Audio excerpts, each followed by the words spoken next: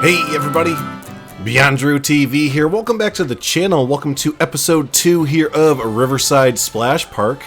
So yeah, thanks so much to everyone that watched episode 1. I'm so glad that everyone is vibing with this, you know, kind of generic water park feel and everything. Maybe since it's getting colder in a lot of places, everyone's kind of yearning for that water park vibe and everything, right? So, but yeah, no, thanks so much everyone that watched the first episode, commented on it, liked it, and all that kind of fun stuff. And yeah, like I said, we are jumping in here to episode 2, where we are starting off just building some kind of quick service type buildings overall. So this first one is going to be a snack shack, and I call it Snack Shack because that's how creative we're getting with this project and everything. So yeah, we have our little quick service snack shack here with the I believe it's hot dogs on the right. Yep, we can see the hot dogs. Then the new brand that we have in here, which is the soda pop. I think it's called Soda Light or something like that, but I really dig on that one and the slushy brand that we have in game. Now they both look just generic enough that you can kind of plop them around in your kind of generic park. Some of the other brands, such as the like Chief Beef and some of the other ones like the was it Gulpy and stuff, like I love those kind of brands, but if you're trying to go for that quote-unquote like realistic-ish generic type park, they can kind of stand out a little bit, right? They're a little bright, they're a little out there and everything. So yeah, as much as I like them, it's kind of hard to use them in these kind of parks. So yeah, it's really cool to see some of these new marketing brands, or the in-game brands, kind of toned down just a little bit and kind of fit in with that vibe. So but yeah, no, like as we're building here, this building, really nothing to it too much. The next 2 buildings that we build, there's really not much going on with them that much. Square buildings, maybe has a patio, maybe has a deck, but other than that, nothing too complicated here. Keeping it nice and simple, and in the park terms, nice and cheap, right? So it's a thing you got to think about with these parks, is you're using a lot of cheap material when they're kind of building these buildings, because it's not really about these, it's about the rides, about the slides and all that kind of fun stuff. So but yeah, as we're waiting for these to kind of get built and going through this little bit of time lapse, again, thanks so much to everyone that commented in the first video. We are going to be addressing some of your comments today in the forms of building certain rides that people requested a whole bunch,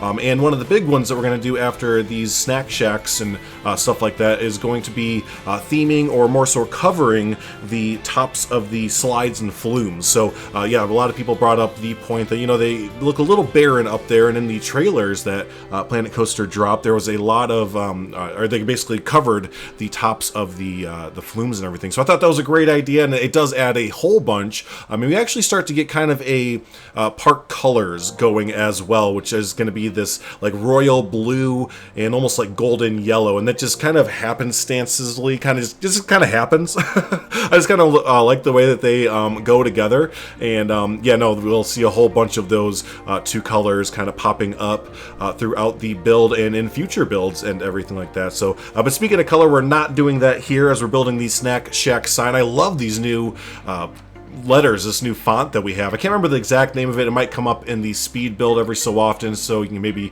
see it there, but they're these nice big old bubbly letters, and they just kind of have that really nice theme park vibe to them, of just kind of having that fun kind of characteristic and everything. And again, the scalability of it is amazing. You know, I usually start my signs with one big size that is at 100%, make the whole sign out, spell the whole word out, recolor, and then at the end you can kind of take everything and just, you know, just kind of scale it down to where you need it and where you want to have it and everything. And that is just still such a cool feature that we have in Planet Coaster 2, and it's just so handy. It's just one of those things that you start to take for granted once you get going in the game a little bit, and you just kind of naturally like, yeah, we've always had scaling, right? And it's like, dang, you just can't really remember a time without it. And speaking of that, the new path system, that's also another thing that just can't speak enough about.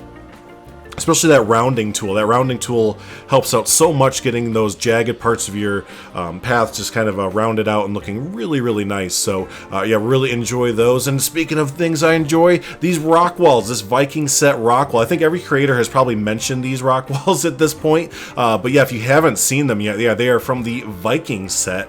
And yeah, just love the way that they look. They just kind of fit in anywhere you want to put them. And again, they're recolorable as well, just like pretty much everything. I was trying to think off the top top of my head what's not recolorable, and there's definitely more things not recolorable than there are recolorable in this game. That's the direction that they're kind of going there. So yeah, they're just, you can use them all over the place, being able to recolor them and everything. So with the snack shack, we did add a little bit of a backstage area, nothing too built up or anything. Nice little staff path that leads back to some AC units. Might come back through this area and gussy it up a little bit in future episodes, or just in between episodes kind of thing. I do like how it all turned out, but my mind was very, very on the ride aspect of this build here. So yeah, a lot of this was like, yeah, I want to build the snack shack. It's a necessary thing that we need to do, but hot dang, I just want to get to the fun stuff. And yeah, we definitely have some fun stuff coming up in the later part of the episode. So, and yeah, speaking of the episode today, we are kind of having it's a little bit longer. I'm sure it's going to be coming out to maybe over a half hour long today, but it is all in a good spirit here, just because well, it's a little bit of a my fault thing where I forgot to hit record on the later end of the episode. Shh, don't tell anyone. It's my little secret. But anyways, yeah, I did forget to hit record at the later end of the episode. So we're going to go ahead and jump out of the time-lapse later on, and we'll jump into a real time and take a little walk around the park, and I'll get to show off the rest of the episode, basically. And I was reading, again, I read all the comments that y'all bring in, and a lot of people were kind of talking about, time-lapses and not really digging on them. So hopefully this kind of appeases all the crowds there, right? We get a little bit of the time lapse here, then we can jump into some real time, and if y'all seem to dig on that, hey, maybe we'll start doing that for the remainder of the series here and everything. So but yeah, no, as we're moving on to our second building, this is going to be, oh, there's my dogs. Everyone's barking because there's someone walking by, of course. But as we're continuing on, we're adding in another one of the new brands, and I think that's the Viva La Vegan. That's what it is. I love that name, the Viva La Vegan. And yeah, no, again, just wanted to add in some more of those new brands and just kind of get to see what those are like and hear the new music that they bring in as well, because like all those new shops have their own little jingles and stuff, it seems like. So, and then yeah, in the back half here, this is going to end up being a covered porch area, and this actually ends up being a really cool seating spot. I kind of just put it on the back because we needed a seating area for some of these areas, and didn't really intend it to be like a main vista point, basically, for a bunch of really cool rides. But yeah, no, I end up going back here and walking around at the end of the episode in first-person mode, just kind of taking a look at everything, and I was like, hey, holy cow, this is the spot right here. I would hang out here pretty much all day just looking at what's coming on in the later. I'm sure you all know we're building some like looping slides, because I think that's what the I think that's what the thumbnail is, so it kind of gives it away, right? I'm sitting here trying to be like, oh yeah, you guys don't know what's coming, but yeah, it's in the thumbnail. Hello. So but anyways, yeah, no, it's a great spot to look at our eventual Hilltop Racers looping slide. So yeah, can't wait to show those off later. Right here, we're just moving on to some simple kind of like canopy structures. I was looking at some of my reference photos and reference maps, and a lot of water parks, they end up pretty much being a lot of concrete, big swabs of concrete all over the place, and really not a lot of foliage. I mean, of course, there's always the exceptions, but the 3 or 4 big water parks in the United States that I'm looking at the moment, pretty much, again, all of them have like a giant concrete midway that goes through the middle of the park, maybe winds around different areas, but then you're really sparsely have trees. The amount of trees I have in this park at the moment is like double or triple what I really should have, but if I don't have it, it just looks so barren. I'm just sitting here looking at it like, nope, that's not right. We need to, nope. But yeah, no, again, so these little shade structures, these quick little, not really canopies, that's not really the right word, but just little shade shacks or something like that. They add a lot of shade and a lot of little seating nooks as well. That's another thing. Don't underestimate how much seating there is. Again, I keep mentioning references, but that's a big way that I build. I have 2 monitors, one on my right side here, and that always either has like a YouTube video of someone walking around a park, or maps from Google Maps in like first-person mode, or just general images from Google Images of references that I'm looking up. But yeah, always kind of looking at real-world references to not try and get it as realistic as possible, but just to kind of give myself some ideas of what I'm wanting to go with and kind of wanting to build and what direction to go in, just because it's really easy to forget some of those very simple things that, you know, when you see a building or you see a structure or anything, that's like, oh yeah, no, I know that, you know, you need a window or you need a door there or you need a whatever, you know, a trellis or something. But when you're in the game building, you kind of can get cone vision a little bit, and it's just nice to have a little reference. So, but yeah, real quick, as we are starting our covers for our flumes, our slides, first thing, we're not going to cover all of the slides getting this flume, or excuse me, this shade structure over top of them. They are all pretty much the exact same as far as the coloring goes and the materials that I use. This kind of steel beam trellis kind of thing with the blue metal roofs and everything. That is used throughout all of the slide structures. So yeah, I'm just going to show off this first one and then kind of give you an idea, and then just take that and put it on all the other slides, and you got what's going on. Also, the other thing that happened real quick was I made a Wicked sign. So yeah, I mentioned it in the last episode that the kind of vibe that we're going for a lot of the park, or most of the park, whatever, is kind of this surfer dude, you know, kind of tiki, aloha. Just none of it is cohesive, but it all is just slammed together as like, that's a fun theme, right? kind of theme. So, and we also talked about Instagram walls, or like photo walls that you see at a lot of theme parks and water parks as well.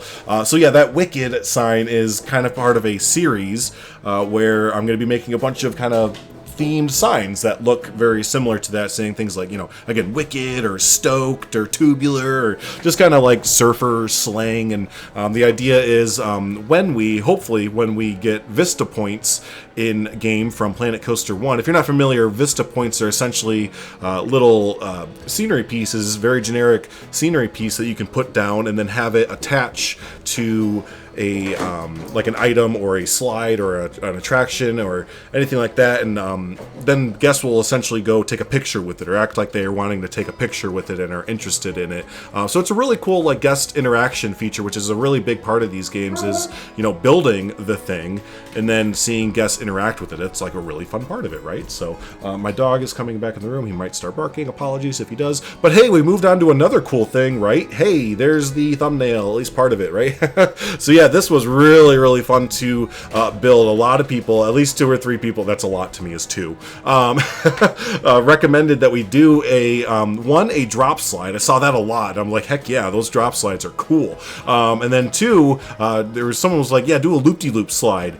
And I don't think we have an exact like straight up loop-de-loop, but this was like pretty dang close. It's like the 45-degree angle slide, and yeah, no, I love how these two kind of worked out. We have the one platform right above the other, just enough to kind of get this cool height variant with them. So yeah, that was just kind of a happy little Bob Ross accident there, where the 2 platforms on top of each other, didn't really plan it fully, but it just kind of happened to work out exactly right with the height and everything. So gotta love those Bob Ross moments, right? So but yeah, again, this is called Hilltop Racers. I think it's Hilltop Racers. Oh, it might be something else. Loopers, excuse me. No, Hilltop Loopers.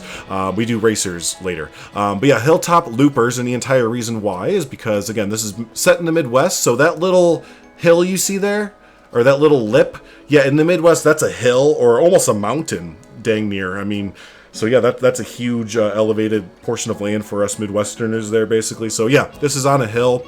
It loops, so need I say more? But yeah, so we've got Hilltop Loopers with this, again, really bold blue and bold yellow, and I just love how that kind of looks against the skyline.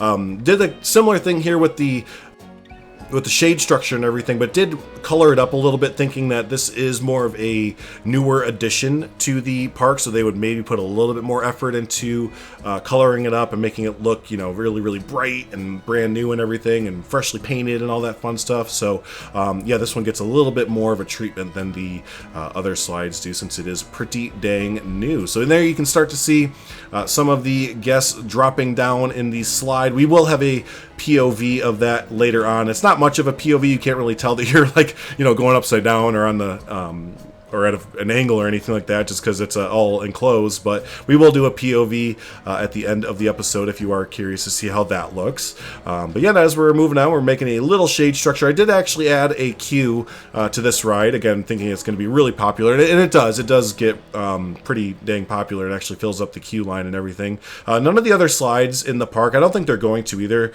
have a queue line for them. just because this giant behemoth of a stair structure in the background that we have really seems to eat up a lot of the guests and everything, and especially the higher you go, obviously the more stair queue that you have, kind of thing. So but yeah, no, this is the first one I've actually built a queue for, and it actually does fill up and everything. So again, using this really fun font, it's just perfect theme park or water park font. And I love how they're kind of using the outline as well with the letters, and it's so easy to do to make outlines with that white in the background of the letters with the scaling. Now, before we'd have to, double or triple up the font shapes and everything like that to get that to go, and now you just hit the scaling button and bada boom bada bing, there you go. But yeah, building a little garden in front of there, just a little eye candy as you are walking up to Hilltop Loopers. And yeah, no, it's just a nice little garden there for everything. So but yeah, as of recording this, it is T-minus only a few hours, less than a day, for Planet Coaster 2 to come out. So yeah, really excited for you all to get your hands on it, and it's really excited to see what y'all are gonna build. What is your kind of first thing you're going to go after? I'm sure a lot of you that are watching this series, you're going to want to go after the water park first, right? So what kind of water park are you building? You're going to go after like the kind that I'm building here, kind of a generic thing? Are you going to go a little bit more themed up, maybe like a Typhoon Lagoon or Blizzard Beach or Volcano Bay? Or so yeah, what are your first thoughts? Are you going to build a roller coaster right away? I've mentioned before, but the roller coaster builder in this game is so much more forgiving and so much easier to kind of use than in the past Planet Coaster games. So yeah, I've been building just random little coasters every night, just like at least like a coaster a night kind of thing. And they're not the best in the world, but it's just kind of fun to mess around with all the new elements and new things that we have going on. And yeah, it's really easy to build them. So but yeah, sound off in the comments, what are you going for first? So and yeah, as we're moving on here, I'm sure you kind of noticed, but we are starting on our kiddie pool, or kind of our like kiddie land, I guess you'd say, with the really shallow water, and we're gonna put a bunch of kind of play toys and like squirt gun, no, not squirt guns in this one, that's later on, but I know just a bunch of kind of generic things that you'd see in these kind of kiddie pools and everything. So but yeah, with that, we are nearly at the end of the time-lapse part of the episode, so I'll go ahead and let you enjoy the rest of this as we kind of try to make some splash pad type objects with the objects that we have in game and the water effects and everything. But yeah, I'll let you go ahead and finish that, and then yeah, I'm gonna see you in a real-time section as we show the rest of what I built that I wasn't able to record, kind of thing. So yeah, we'll see you in the real-time section.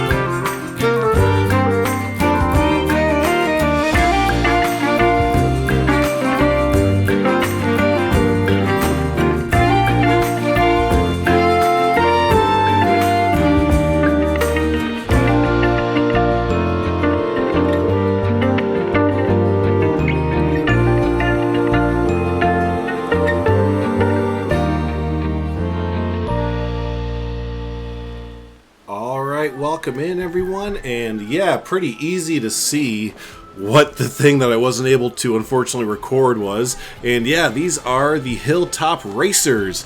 Yeah, a lot of you were requesting the matte racers, or as some people put it, those racing things where they're really colorful and there's a lot of them. And I was like, I know exactly what you're talking about. I've never been on one of these personally, but I've definitely seen them on the Travel Channel, or just basically any YouTube video you see of really cool water parks. But yeah, I was like, yes, we definitely have to have those in games. So yeah, there's Hilltop Racers right alongside of Hilltop Loopers. So yeah, it's really cool to see them use these.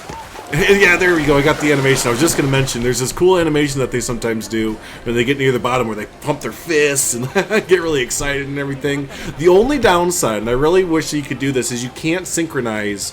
I think it's called synchronize the tracks together or anything, but you can't make them race. So yeah, that's kind of the big thing, right? It would be really cool if there was an option to make them race each other. So, but yeah, when it is really popular and the line does fill up, you're just constantly seeing them come down. But again, it would just be so cool to see them racing on there. So yeah, again, here's Hilltop Racers, and here's the little pathway to get up to it. Added some more of these generic signs kind of as we're going up here. Again, I mentioned the slush earlier, and yeah, I just want to get that kind of branding in the park, because again, you see that so much, don't you? Like as you're walking around, it's always like brought to you by Coca-Cola, brought to you by Baba Ba, brought to you by Bida Bida. Those are all official brands, by the way, Bida Bida and Baba Ba, so if you could get on those. But yeah, and then at the end here we also have built a little Lifeguard stand here. Made sure that they have view of where another lifeguard would be standing up here. I know some of you were interested when I said I was a lifeguard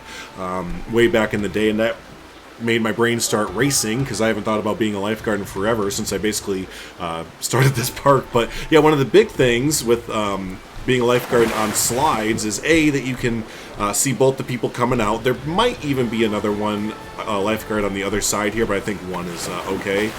So then you can turn up to your guys, and either there'd be a button, or when I worked, you give the thumbs up. You'd always have a lifeguard up here, a lifeguard attendant up here, and you'd have to give them the thumbs up. They give you a thumbs up back, meaning that someone is coming on down. So yeah, oh hey, did he just do it? Oh no, he's from the angle looked like he did the thumbs up. I was like, yeah, just like that. But no, anyways, yeah, just built him a little, there's a staff path under here, so guests won't go under, or won't go over here to bother our lifeguard. So but yeah, no, there are the adjustments, or that's basically what I forgot to record like a dum-dum. So yeah, there we go. We have the Loopin and the Racin in our park now. So yeah, Riverside Splash Park is definitely looking really nice. I'd say we're probably about halfway. I like to think that the wave pool is the middle part of our park. I definitely don't want to fill out the entire thing. That's not the objective here. But yeah, I think the wave pool is about the middle of the park, and yeah, we'll just keep expanding this way about the same amount that we've done here, and then we can wrap this up and move on to like another kind of generic themed park and everything like that. So hey, yeah, sound off in the comments. What do you think of Riverside Splash Park so far? As you can tell, I definitely read all your comments and take your suggestions into mind. So suggest some new rides that we should do. Again, I know we did the drop slides right here, but I do want to do some more drop slides where it's more of a straight down, like kind of a scary as heck kind of drop slide where you're a few stories tall and you go really fast. We're gonna do a lazy river, of course. I want to build a kind of larger family style play splash zone. And you know, I definitely have some ideas, but definitely please sound off in the comments. Let me know what you're thinking. So hey, thanks so much everyone. Stick around for some cinematics, and like I said, that POV of the tube slide over here, the drop slide over here, and then we'll also do a POV of the racing as well. So thanks so much everyone, I appreciate the heck out of you, and until the next episode, have a good one.